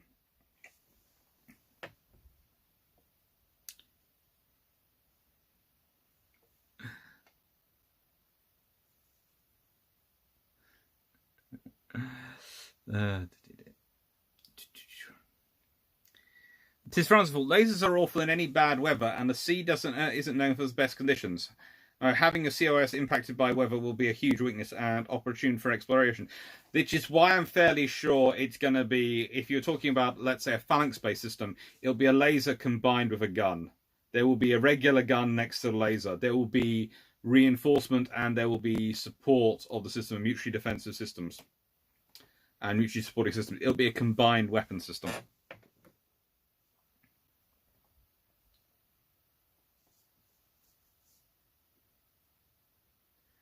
Hellshot, American admirals, who do you like and how do you not hate but think they could do better? Halsey could have done a lot better on several occasions. The Americans have a very good set of admirals. They're very lucky.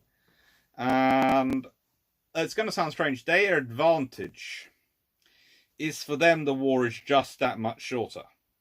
Because the British, by 1945, they have a lot of their good admirals are either very young for their ranks or are very tired. Because they've been in war for 6 years, and at high-intensity war for 6 years. The Americans have it just that bit shorter, that they can keep quite a lot of senior officers in the same post, they can do these things, and they can keep it up. So the Americans have advantage, but the Americans have some very good admirals. Mitcher is my favourite. I seem to remember that's his name. I get it wrong sometimes. But no, he is...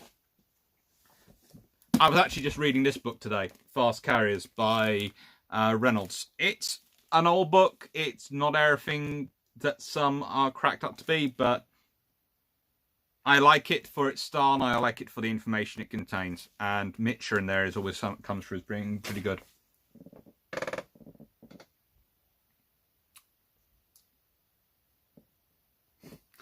Strub, what do you think the new ships for the USMC should look like? I think an APD would be good, right? I think what the USMC are really doing is they're trying to invent a faster, more efficient LST. I think they're looking at that sort of level of ship. They're looking at a ship which can land a self-contained company, maybe something slightly bigger, and looking for it to be fast enough so it can get into shore and get there quickly.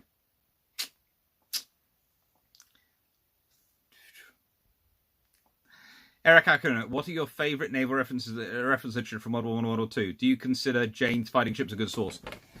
I have Jane's behind me, but mainly that's because I like to complain about Jane's. Because this one especially is terrible. If I'm looking at World War I, World War II, usually I'm going to Norman Freeman's books. This is his carrier aviation one. I have his cruisers there. I have destroyers and frigates and his naval weapons. These ones are good. British Warship Design. And John Roberts. John Roberts is excellent. Basically anything he produces is very, very good. But I have... a lot of them are sort of around here. This is a fairly interesting book if anyone can get hold of it. Carrier Warfare in the Pacific, Oral History Collection, edited by E.T. Woolridge. It's pretty cool. No. It's sort of these things. There are some good books out there. But they're complicated sometimes. Gift Horse, Glory at Sea. All good movies. 99 Iron Duke has just written this out. The Gift Horse, Glory at Sea in the US, 1952, and Yangtze Incident, Battle Held in the US, 1950, are two good naval forms. Oh, they are quite good. Jefferson, railguns definitely have a higher rate of fire, but I think are inherently less accurate, as they require mostly square edges to avoid electrical arcing. Have a look at the BA Systems prototype video. Yes and no. Actually, coil guns have the higher rate of fire, but railguns are slightly more accurate, according to the stats I've read in the books I've been looking at recently. And I've been looking at them a lot because every time I end up having a discussion, and we end up having a discussion about bilge pumps, the podcast which will be coming out soon, we seem to end up talking about railguns. So I've been really looking up. PDXC, could sub hunting be done by other subs in the Atlantic? It always is, to an extent. It always is. To an extent. Remember, World War I saw a sub-to-sub kill, and that was done by Royal Navy E-class, I think, did kill the German sub. And World War II saw them as well, quite often. Well, not quite often, but they became more common in World War II. About my question, it's about the ship's bow shape. How fine is it? The stern post, if that's what we call a stern, is what port hull meets the starboard hull side of the bow. It's all about the shape of the hull. The Royal Navy has a huge investment in its systems to test and design hull shapes and to make sure they work. So they really are developing. They've got lots of tanks. They had the first tanks, I think, set up in the 1860s. The first tank is set up in Torquay, a wave tank to test hull forms. And the Royal Navy by World War II is really into it. So they really are looking at what they can do. But they've been doing 80 years of testing to build from. Raphael 1981. Red Storm Rising. What do you think about the first naval battle where the Russian bombers used decoys to defeat the US cap? Plausible or Hollywooded? It's disturbingly plausible, because you can always end up in a scenario where you end up doing the wrong thing. And the enemy sets up everything so it looks like you're going to fight the battle you are trained to fight, and then suddenly you find you're not fighting that battle. I myself think that in this way, in the scenario, the cap, I don't know if the cap would have been so fully deployed. I have a feeling they'd have kept some back. I find it interesting they keep the French Crusader aircraft back in that one, but I have a feeling that there would have been some F-14s kept back as well, and there might have been other aircraft mounted to provide an extra reserve in the cap. So I don't think it would have been quite as easy as possible as that. And I think also the air defense systems might have worked a little bit better at luffing the missiles. I think they might have been jammed more easily. But, it happens and it is plausible. As Drax says in that book, Tom Clancy really did have basically a co-writer with him, and it really is very, very good in terms of some research.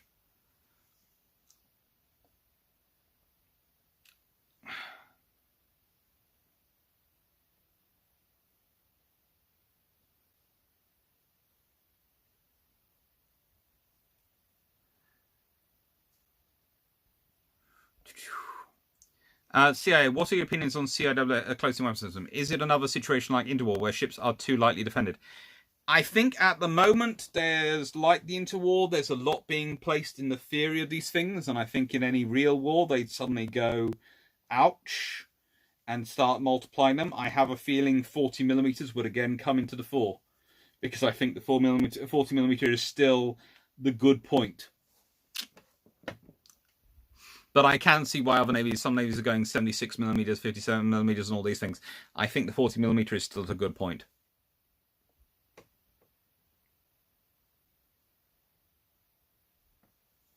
Stephen White, you're not late. It's just me doing a general Q&A. So, come and join in anytime. It's more than welcome to have more the merrier.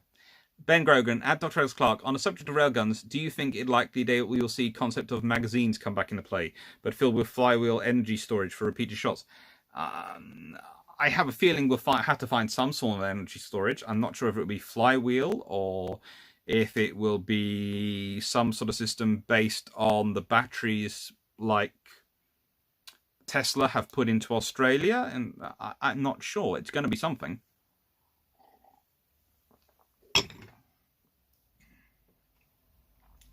Jefferson, cool, would be very interesting to see your sources. You can get a higher ROF with coil rate of 5 of coil guns, which with staggered capacitors and coils, and using less of them. But what that implies, you only use a couple of coils per shot. Yep, it's fun times, but the sources I've been mainly looking at have been, I think I was the one which had the best paper. I think was a Cambridge University website. I will have a look at it and see and track them down again.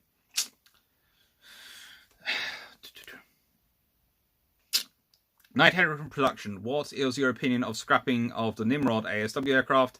How vulnerable have we been last few years? And do you think that the new Poseidon aircraft will be up to the job? Poseidon will be up to the job.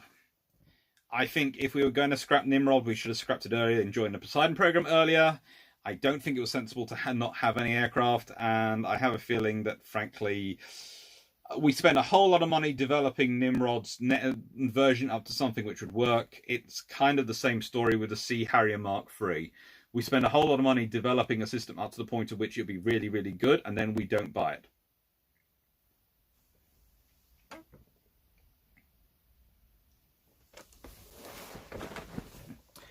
Francis Hall, was anyone after World War II or during World War II reconsidering the fleet sub again? I would hope not, but you never know. The Surkoff and the various M1s and all sorts of things. Yeah, they're always, it always goes around the idea of having a bigger fleet sub. It's lovely. It's like the submarine-based aircraft carrier. It's a lovely idea. Doesn't work in reality.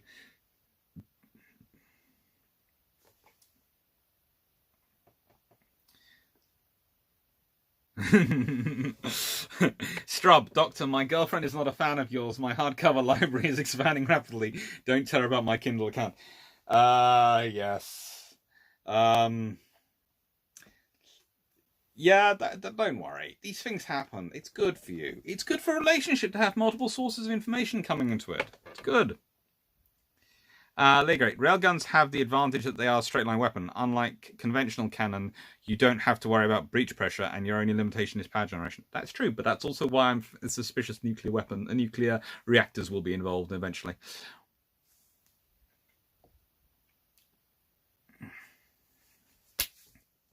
Carlgan, do you know about Norman Freeman's series of thick books about types of USN aircraft, carriers, battleships, cruisers, destroyers, amphibious, small combatants? They are 500+ pages each.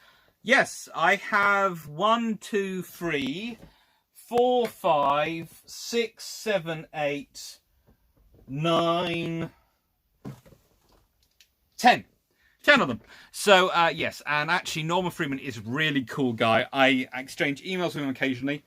He keeps telling me off because I haven't written a book on engines, which I showed him some of my research on engines and on engine development in the interwar period and how that affected both aircraft and small boat designs. And he is obsessed with making me write a book about it. I get, every time I have a conversation with him or an email with him, it comes up. He's a super guy.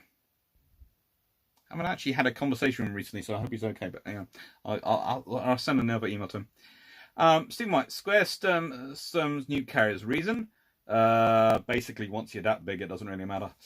It makes sense and it's easier to build.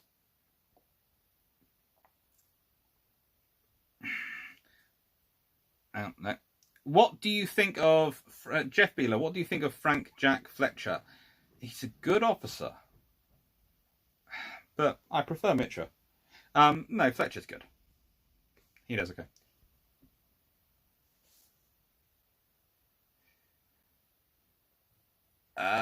Greg Sarowski, if we're talking Clancy, then what about the Russian attack on the USCV in Sum of All Fears? Yeah.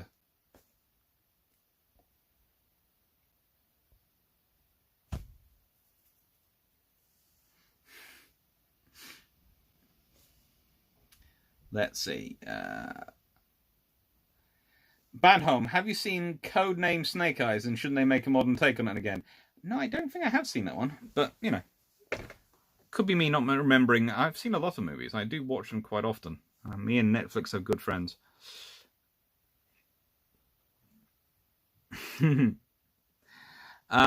99 Iron Duke at Dr. Alex Clark. After the Falklands War, new iron ships all roughly doubled their light AA from 2 single 40mm or 2 20.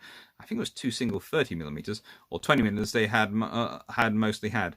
Really just to give skippers something below 4.5. Yeah, pretty much. And you need the light guns.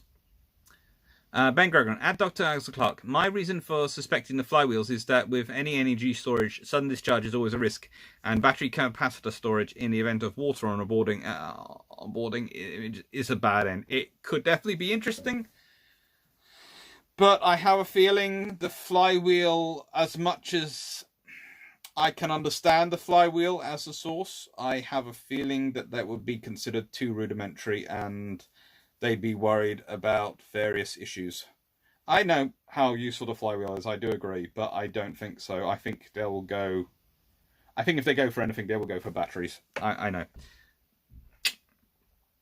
What'll be interesting is if they go for batteries, and they're putting batteries and capacitors on ships, and if they then go, right, well, this works, well, let's build an SSK class, because we have all this tech already here, so we might as well build a decent SSK. Okay.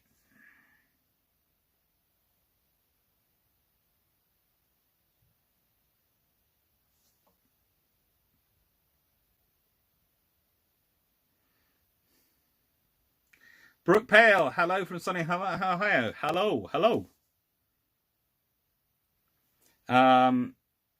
Okay. Jeff Beeler, at John Hargreaves, what do you think of the World War I R class? Submarines or battleships? Either ones are interesting. Carl Gannon, do the Bio of Admiral Henderson before? Yes, will do. Bio of Admiral Henderson will appear in both the Tribal Battle and Daring Class Destroyers books and the Aircraft Carrier book. The Aircraft Carrier book is going to be based on my PhD thesis. Peter Covered, were ship-based ASW aircraft as effective as their land-based equivalent in the Cold War? Yes. Within the reason of the fact that they're smaller, but yes, they were. They were very effective. And frankly, the biggest problem for the aircraft carriers hasn't been the aircraft carriers. It's been the reduction in the range of the strike group. Okay, standardizing on the Hornet makes sense if you're just fighting terrorists and aircraft and helicopters. But honestly, you've lost the intruders, you've lost the Vikings, you've lost the Tomcats. You've lost a lot of range off your carrier battle group. And that's something which you're going to have to rebuild.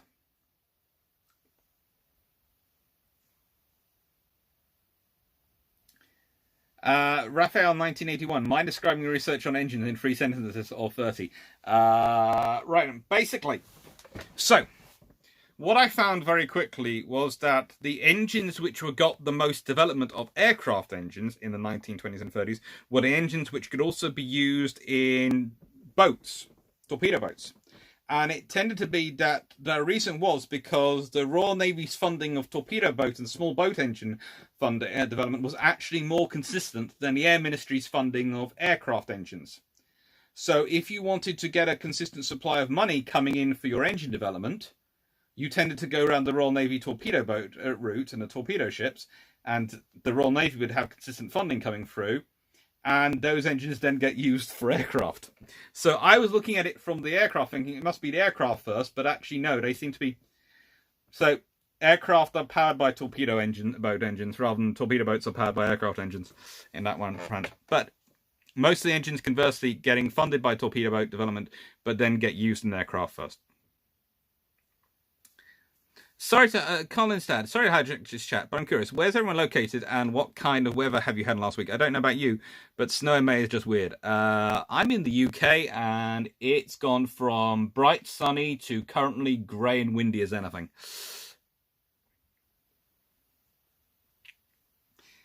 Rock Schneider, sounds like an interesting book. Engines with iron brew. Sleep isn't required, right? That is what certainly many in my family think. Jeff Wheeler, what happened to the chief engineer of Canopus who was partially responsible for the losses at the Battle of Cornell? I have read that in reality Canopus was faster than the Orem. I think he died. I'm not sure though. So I'd have to look that one up.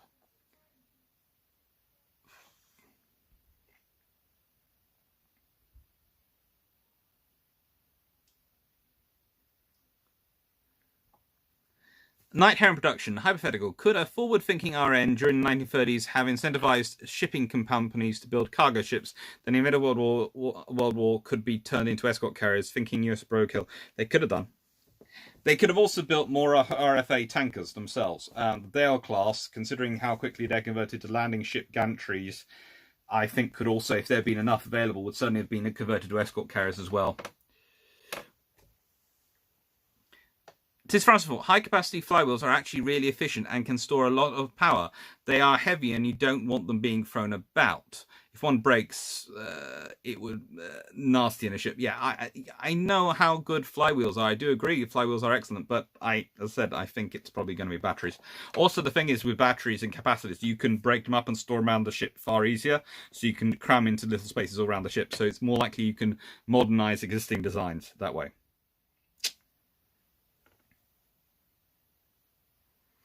99 Andrew, Brown on Resolution, 1955 is another pretty good Navy film given its age. It's based on a C.S. Forrester novel. Right then. Simon Fisher, Dr. Clark, you mentioned a pub in Surrey which serves Iron Brew. May I ask which one? As I'm from Surrey. It is the Surrey Oaks, I think. The Surrey Oaks near Godalming, I think. I think it's near it. Oh no, it's Abijah. Is it near Abijah? Or Godalming? I'm not sure. I drive out past Dorking and I take my mum there. So it's sort of it's down as if I'm sort of I know I can get myself there, but now trying to remember where it is. That's really disturbing. But the Surrey Oaks, it's lovely. It's full of all sorts of memorabilia from where all the oaks for Nelson's fleet were taken from Surrey, and it's got all sorts of Trafalgar and Masonic memorabilia on the walls. It's absolutely amazing, and they do lovely food.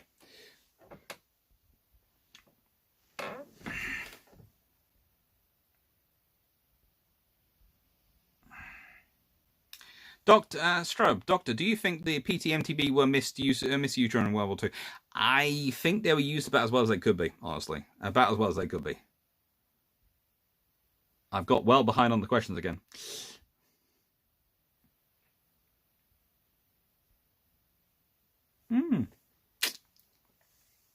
Right. But PT boats are always going to be misused because they're small ships and they are rapidly built for wartime.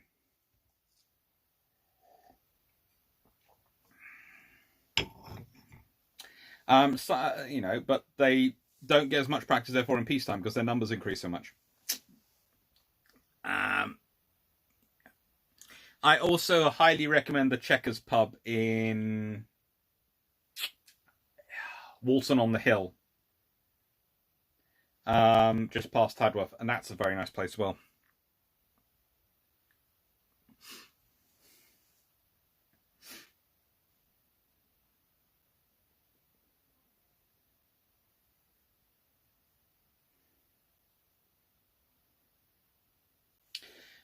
Jeff Beeler, USN PT boats ended up being mostly gunboats in World War II. It happens when you're using them for interdiction, and in a nice way, you need torpedoes when your PT boats are taking on ships larger than them and are supposed to be defending against battleships or cruisers coming in to attack your areas. If you're fighting destroyers and smaller, you probably need guns because, in simple terms, they're going to be moving quite fast as well. It's one of the interesting things about Eskimo that she does lose her bow to a torpedo. If that had been in anyone other than a Norwegian fjord, the odds are she'd have just manoeuvred and got away from it, because actually hitting a destroyer from another destroyer with a torpedo is pretty darn difficult. Excuse the French.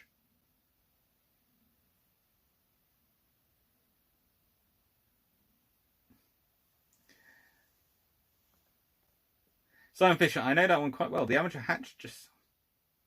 Yeah. Oh, I know the anchor in Wisley. This is turning into a pub chat. Tis France, what are your view on the Queen Elizabeth class not being nuclear powered? It lost the UK selling one to France. I remember that was quite the heated debate. Frankly, for Britain, it doesn't make sense. If you had nuclear powered aircraft carriers, we would literally have two surface ships. So that's 2 reactors.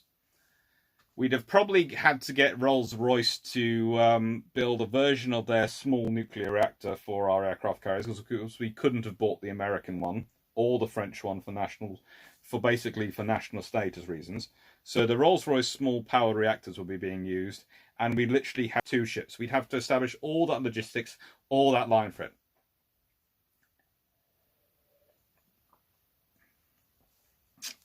It just wouldn't have been good for British.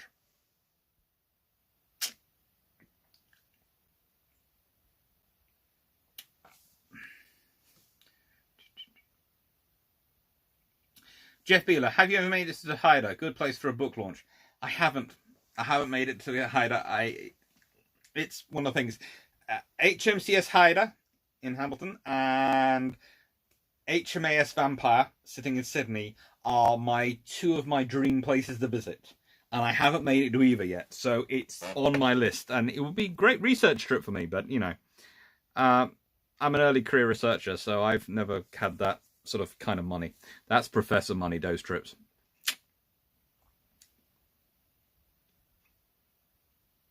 Jeff Beeler, no commonality nuke sub-engines. No, the surface ship reactors and sub-reactors are very different. They have to be. One's operating, has access to seawater and all sorts of things around it all the time. The other one is above, and they do all sorts of things differently. They have some similarities, but they're very, very different.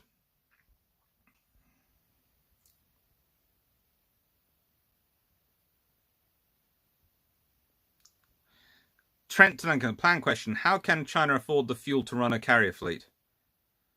How does China afford the fuel to run anything? They just do it. And in the nicest way, it's a dictatorship. They will find the money wherever they need it to do what they want to do. Jerrison, Dr. Raz Clark, do you think there is a gap in current armed procurement for a small, fast, heavily armed, fast attack craft like the MGBs in World War II? If there was, it would probably be an unmanned vessel, and it would probably be on the size of the sort of Gibraltar Sabre sort of patrol vessels, but I don't think so at the moment. I could see longer term us needing one of that type, but I don't think they'll build it at the moment, because I don't think they'll put the money into it.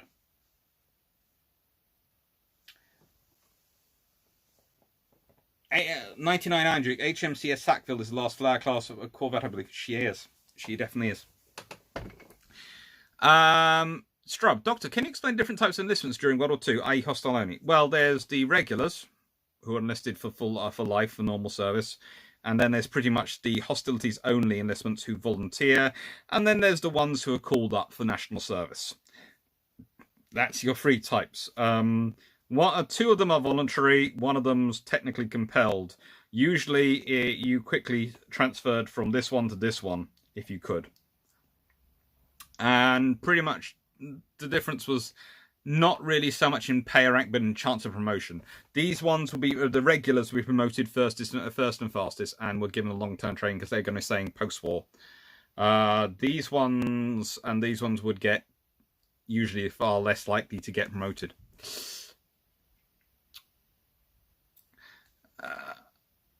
Dr. Clark, Simon Fisher, Dr. Clark, if it's not inappropriate to ask, how does the career path for academic go from being a researcher, tutor to professorship? It usually goes early career researcher who's also a contract lecturer, might have a fellowship, a junior one. Then it goes to junior lecturer. Then there might be a senior fellowship or a senior lecturing post. Then reader or associate professor, then professor. And that's sort of the rough levels, but they mix around in those. And there are various titles around there. Jeff Ealer, what would a modern Scottish Navy look like, other than having Iron Brew on board?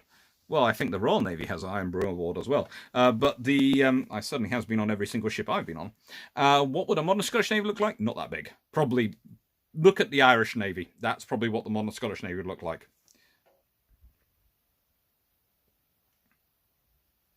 Jerison, did the RN get conscripts? It did get a few, but it didn't need as many as it got some, but it didn't national service, but it didn't really get as many as the Army did. The Army had to have a far higher percentage than the Navy did, because the Navy was doing quite well for volunteers. Dr. Alex Clark, has any warship ever been built using the Isherwood system? Not from memory, but I would have to check.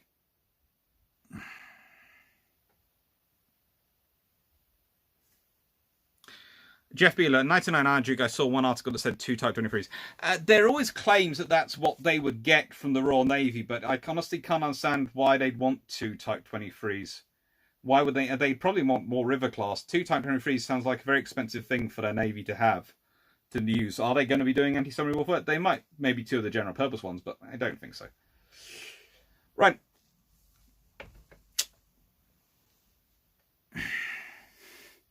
Night Heron production. Your last prediction, and I think I'm probably at some point going to have to end this. It's been 2 hours, so I'll probably go and get some tea. Night Heron production. My last question. I'm off to get at dinner. RF with Lanks and Talboys by June 1941. How's the Axis, namely the Indian Journey, and the capital ships yards? Very, very bad luck. Those systems are not very nice to your ships. Lancasters and Tallboys are, if you're not moving, are very, very dangerous. If you're moving, you can avoid them just about. But if you're not moving, you're in trouble. Colin's dad, at Dr. Alex Clark, was there any Royal Navy or American destroyers that had as much military tonnage, warship sunk, as the Haida did? I think you're looking at HMS Nubian is probably the most. Nubian is probably the destroyer which sinks the most ships in World War II, and there are a few American ones which are quite up there as well. But I don't think anyone's done a full pound-for-pound study, and I'd like to do that. Right, so I'm going to say thank you very much. It's been 2 hours. Thank you very much to everyone who's been here this evening. I hope you're having a lovely Sunday, and I hope you have a nice evening. So thank you very much. As always, please do subscribe. Please do share. Please do talk, because whilst I have got past 1,000, I am still trying to basically get as many as I can to wind up my aunt.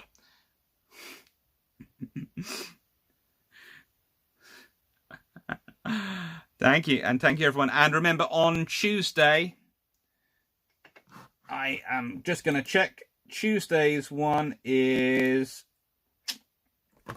Tuesday, 12th May, and name to the trade namer, HMS Leander through history. We're basically going to look at the 4th rate, the frigate, the protected cruiser, and then the light cruiser, and then the frigate. So we've got 2, 4, 6 ships to look through to look at the history of the Royal Navy through the name HMS Leander. Thank you, take care, and have a nice evening. I think I haven't missed any questions. Thank you, take care.